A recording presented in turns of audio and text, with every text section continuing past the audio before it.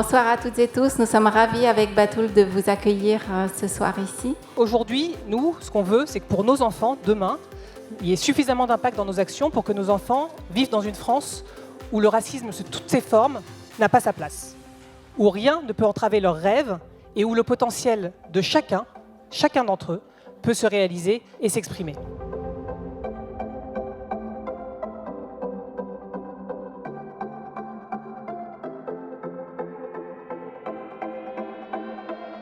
Avec ces objectifs, de pouvoir proposer aujourd'hui une vision assez singulière aussi de la musique symphonique, montrer que ce n'est pas qu'une musique qui appartient au passé, mais qu'on peut aussi la faire se rencontrer avec des sujets très contemporains d'aujourd'hui, la rencontre entre les cultures, le lien avec les valeurs du sport. Donc il y a plein de très beaux sujets sur l'inclusion, l'égalité femmes-hommes, la rencontre des cultures, la solidarité.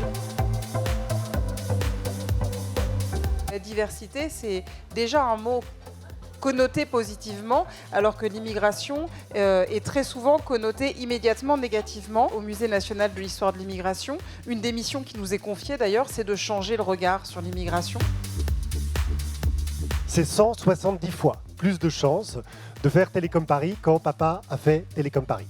Là, on passe à côté de notre mission. Donc, pour moi, la diversité, c'est un enjeu majeur de la raison d'être de nos établissements républicains. Nos organisations, notre économie, nos sociétés seront plus performantes quand elles seront plus diverses. C'est que mesurer, ce serait d'abord en finir avec le risque d'ignorer. Donc la mesure que je propose, c'est qu'on ouvre dans ce pays le débat sur les statistiques ethniques.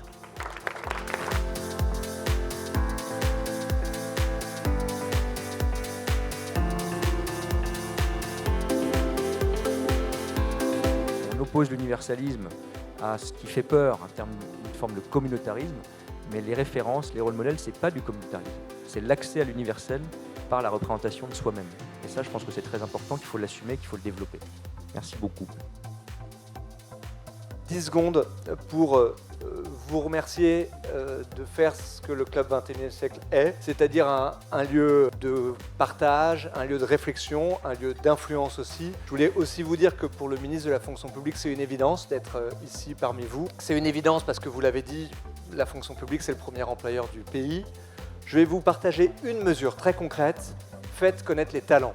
Finalement, j'ai compris ce qu'on voulait dire quand on disait l'entre-soi de la culture. Donc j'ai décidé qu'il fallait qu'on agisse pour transformer ce vivier, le diversifier. On doit tout à la fois accompagner des parcours, mettre en avant des réussites et être attentif à ce que d'autres avant moi ont appelé les exceptions consolantes. Et je crois vraiment qu'il est important d'accompagner les jeunes de nos quartiers en particulier pour les aider à réfléchir à l'orientation, les aider à définir ce qu'est un parcours de réussite.